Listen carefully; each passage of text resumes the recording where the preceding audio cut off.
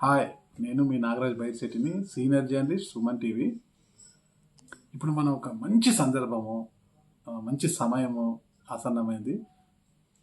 ప్రధాన మీడియాని పక్కన సోషల్ మీడియా మొత్తం ఇప్పుడు జమాన్ నడుస్తుంది. సోషల్ మీడియాలో కూడా పోటీతత్వం ఎక్కువైపోయింది అనమాట.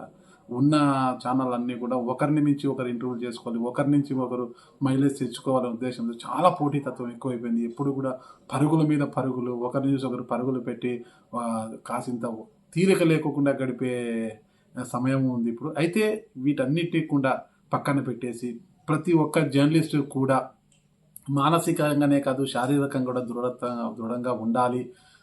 వారు కూడా అంతా కలిసిమెలిసి ఉండాలి, స్నేహభావంతో మెలగాలి, సోదరభావంతో మెలగాలి అనే ఉద్దేశంతో వి స్పోర్ట్స్ అధినేత వినయ్ గారు తీసుకున్న నిర్ణయాన్ని మనం స్వాగతించవచ్చు. అది ఏంటంటే మొత్తం కూడా సోషల్ మీడియా ఛానల్ అన్నింటినీ కూడా ఒకే ప్లాట్ఫామ్ మీద తీసుకువచ్చి అన్ని ఛానళ్ళ నుంచి కూడా క్రికెట్ టోర్నీని నిర్వహించడం జరుగుతుందండి. ఇది చాలా ఆహ్వానించదగ్గ విషయము.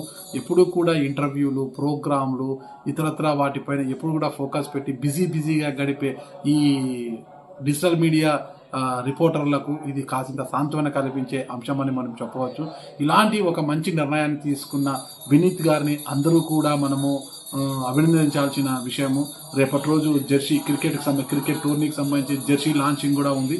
ఈ కార్యక్రమానికి ప్రతి ఒక్కరూ హాజరై ఈవీ స్పోర్ట్స్ అధినేత వినయ్ గారిని అభినందించాల్సిందిగా నేను మనస్ఫూర్తిగా కోరుకుంటున్నాను. థ్యాంక్ యూ, నమస్తే.